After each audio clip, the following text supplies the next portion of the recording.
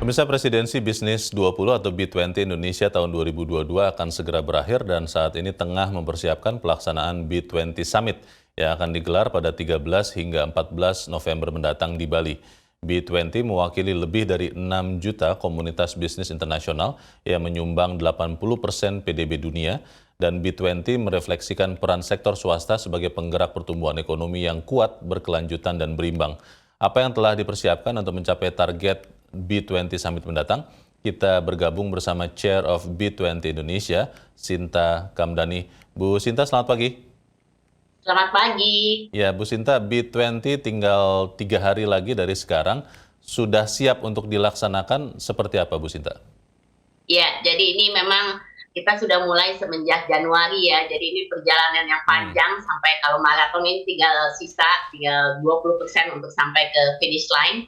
Jadi di dalam rangkaian acara puncak ini kita juga ada dimulai dengan besok itu ada Net Zero dan Investment Summit, kemudian ada Bloomberg New Energy Forum, kemudian kita ada B20 Summit 13-14 dan juga akan ada World Economic Ocean Forum dan lain-lain. Jadi di dalam sidelines kegiatan daripada B20 sendiri di puncak acaranya di Bali ini juga akan banyak sekali aktivitas. Nah, memang sebenarnya daripada B20 ini adalah mempersiapkan policy recommendation, usulan kebijakan yang disampaikan kepada pemerintah. Nah, ini sudah kami selesaikan dan ini kemarin sudah ada 350 ya pertemuan dan 130 side events yang sudah berlangsung. Dan ini yang menariknya partisipasinya memang banyak sekali, ada lebih dari 1.200 yang ikut serta di task forces gugus tugas yang kami siapkan ini sampai akhirnya bisa mencapai komunike. Jadi kita sudah mencapai kesepakatan dan komunike itu nantinya akan diserahkan pada waktu B20 Summit di Bali.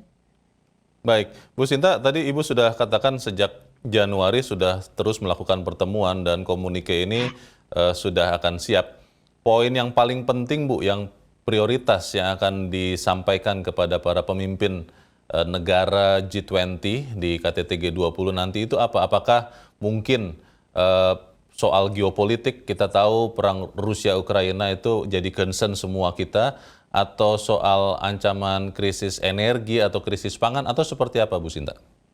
Jelas situasi geopolitik maupun ekonomi yang dihadapi global saat ini pasti mempengaruhi semua diskusi dan pembicaraan kami dalam memformulasikan policy yang akan disampaikan. Nah, kebetulan ini kita kan fokusnya di 3 tema utama ya. Jadi kita ada yang kita namakan inovasi, inklusif, dan collaborative growth. Jadi itu juga sesuai dengan tema J20, Recover Together, Recover Stronger. Dan kita ada 3 poin inti, yaitu yang namanya global arsitektur kesehatan, kemudian transformasi digital, dan energi transisi. Nah, ini semua kita cakup dengan kondisi yang ada juga pada saat ini.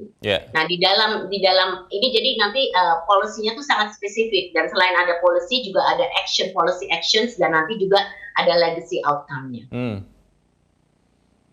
Bu Sinta, mendapat informasi dari Menteri Luar Negeri, Menteri Keuangan, Gubernur Bank Indonesia, bahwa di dalam pertemuan G20, beberapa pertemuan sebelum KTT G20, kepentingan itu sekian negara di dalamnya sering jadi berbenturan, Bu.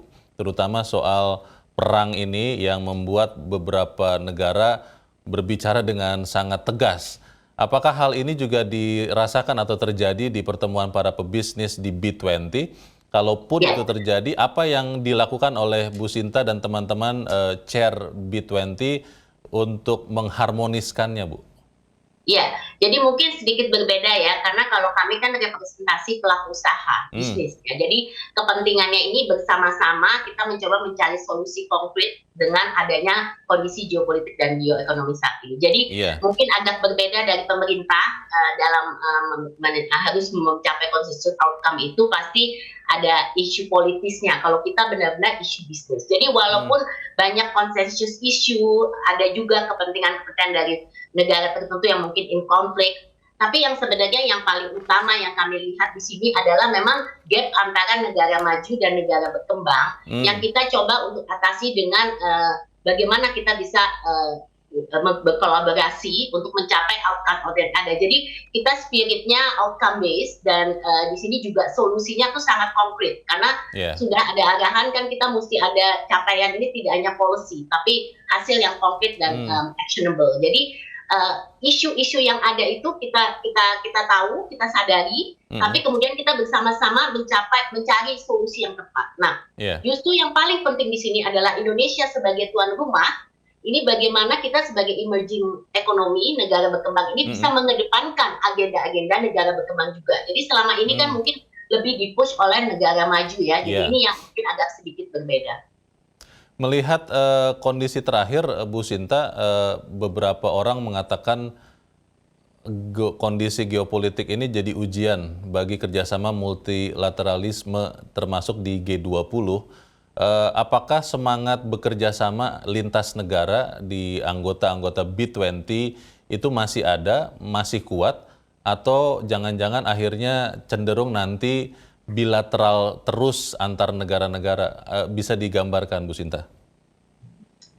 Enggak ya, kalau saya lihat ini kalau untuk bisnis terutama multilateral platform ini juga masih bisa dikedepankan. Jadi karena kan banyak sekali isu yang highlight yang berhubungan dengan banyak negara. Jadi ini bukan hanya, walaupun kita tetap juga memfokuskan on the bilateral, tapi multilateral ini terutama yang berkaitan dengan WTO, standarisasi, ini semua banyak menyangkut banyak negara. Jadi saya pikir buat bisnis sih ini sesuatu platform yang sangat baik, gitu karena kita bisa melihat berbagai kepentingan ini bisa justru kita kedepankan kemitraan yang ada.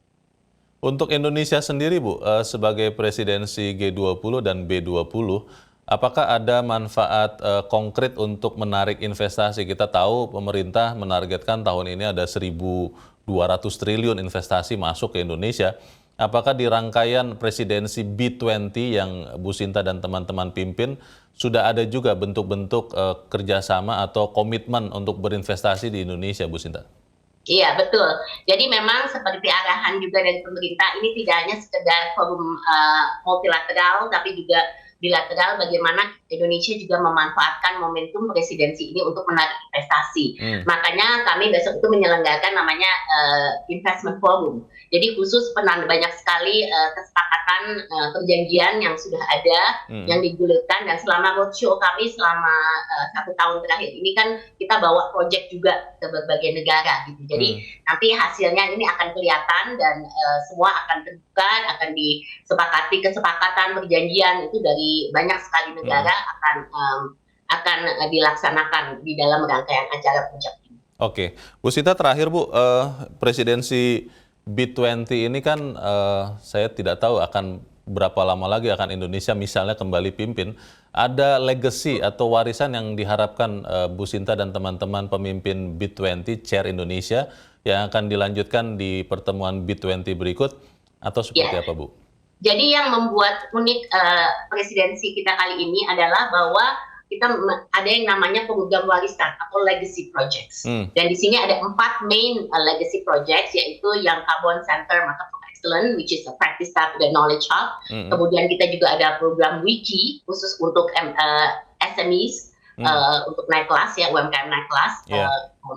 Global juga. Terus kemudian ada OGW, jadi One Global Women Empowerment Platform, ini khusus untuk women-led businesses.